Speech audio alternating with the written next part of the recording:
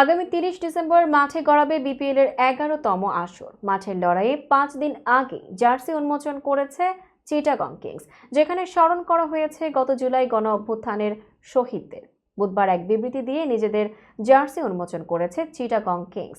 বিবৃতিতে বলা হয়েছে, গত ৫ অগস্ট নতুন বাংলাদেশের সূর্যোদয়, জনগণ আর ছাত্র সমাজের মিলিত কণ্ঠে পতন ঘটে ফ্যাসিবাদের। চট্টগ্রাম ছিল এই বিপ্লবের অন্যতম অগ্নিকেন্দ্র। মুক্তির শপথে গর্জে ওঠা জনতার ঢল বুকে পেতে নেয় বুলেট, ভেঙে ফেলে ফ্যাসিবাদের সব ব্যারিকেড।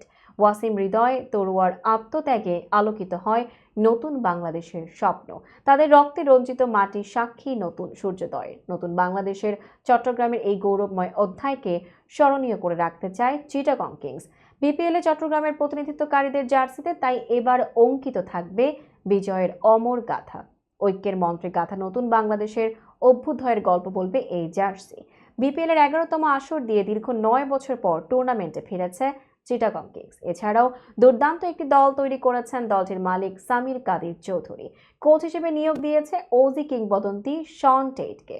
চিটাগং কিংসের squad Shakib Al Hasan, Shariful Islam, Moeen Ali, Mohammad Wasim junior, Angelo Mathews, Usman Khan, Haider Ali, Binura Fernando, Shamim Hossain, Parvez Hossain, Khaled Ahmed, Alis Al Islam, Mohammad Mithun, Naim Islam, Maruf Mridha, Rahatul Ferdous, Sheikh Parvez, Marshall Ayub, Graham Clark ও থমাস ও কনেল।